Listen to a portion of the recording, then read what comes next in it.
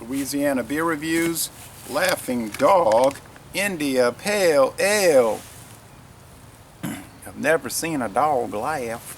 Well, I bought this at Stein's Deli, and I bought 15 beers, and it was like $43.33, something like that, and bought a bunch of different ones. That was after tax. They give a little discount over there if you buy more than 6. They give you 5% off. 6.2% alcohol, 66.5 international bitterness units. I don't know when this came out, but the company has only been around since 2005, so it's not been a long time. They use Cluster, Cascade, Citra, and Simcoe hops. Don't know what the malts are. Gets a good score on Beer Advocate. Bros haven't looked at it. 93 out of 100 on Rate Beer, and an 88 out of 100 for the style, and a most excellent score on the Beer and Me. So let's check it out. Okay.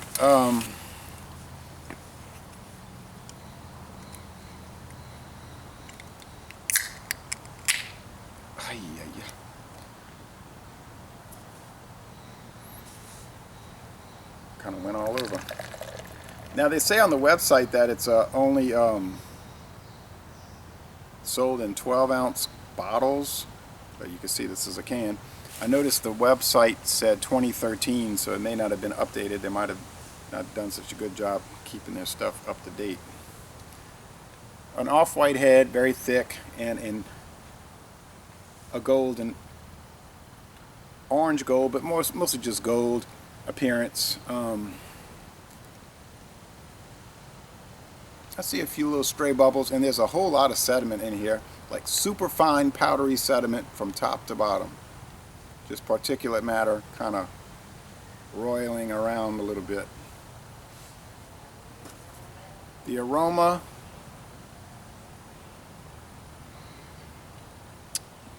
somebody told me, hey, you notice, yeah, somebody was commenting, you ever notice IPAs always taste the same? They tend to taste very similar to each other. The American ones, okay. Then the British IPAs taste in their own, have their own similarities. This is very bready.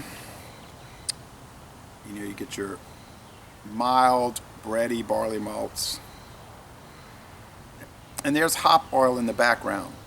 Piney hop oil, but it's not overdone. Like I was ripping and raving about IPAs last month, saying I'm sick of the pineapple parade, the pine, the grapefruit, whatever. That whole thing, it was just becoming so redundant. But this one is a little more balanced, I think. I know, not think. It's got the proper breadiness or maltiness to go with the grapefruit, pine, hop resin, really. Let's go with the flavor.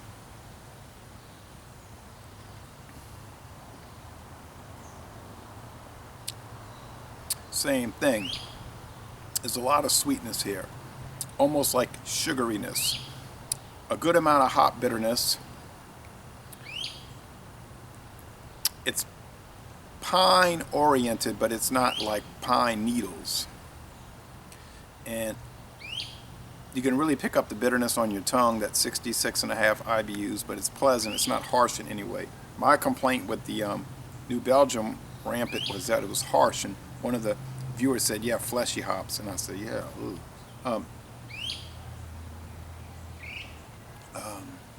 The mouthfeel is medium to heavy, really.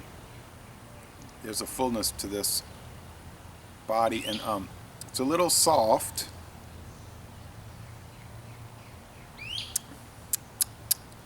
As usual, semi-dry. Boy, this is really sweet. I mean, I've noticed this is much sweeter than normal.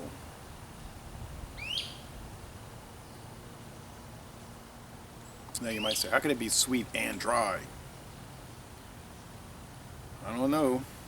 It's sweet in the taste, but the finish has a dryness to it. Dry, you know, it's not totally that way, though. You want a super dry beer, get Bud Light, you'll see. And the drinkability is very good. You don't pick up the 6.2% at all. It's just a really easy drinking India Pale Ale. I think it's one of the better ones I've had. The thing that stands out on it is that really sugariness. I don't know how you would take that if you would like it. I do. If you had a choice between this and the Torpedo Extra IPA, I couldn't say which one would be better. You would just have to go with whatever was the better price, I think. They're very similar in maybe even the Stone IPA, yes. Although those two are a bit more bitter than this one.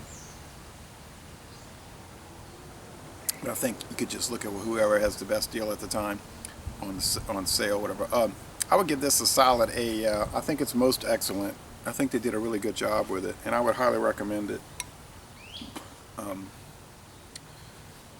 Sometimes I show artifacts. I don't really have any more artifacts, so I have old books. This is called Modern European Civilization, and I think I bought it for like 75 cents years ago, like close to 30 years ago, or going on 30 years. It's from 1922, Macmillan, so it's a school book, but it's like a really good school book. It's much more text-oriented than school books today. You know, now today they have to have a bunch of pictures and interactive things because they think students are dumb, can't pay attention, can't read. Well, they probably really can't read. That was one of the problems I ran into when I was teaching. They had a lot of illiteracy, and that can be fixed if you just teach people how to read. They just weren't teaching them how to read. They got a lot of really beautiful maps in here.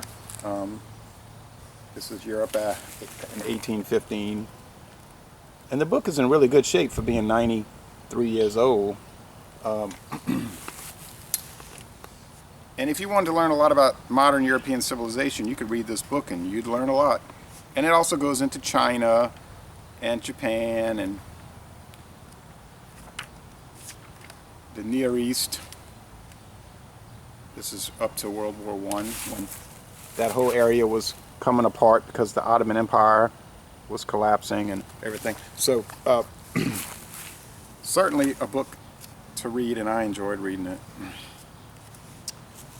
So Laissez-les Bon Temps Roulé, a most excellent beer, and I'm going to end this review by saying y'all come on down to New Orleans.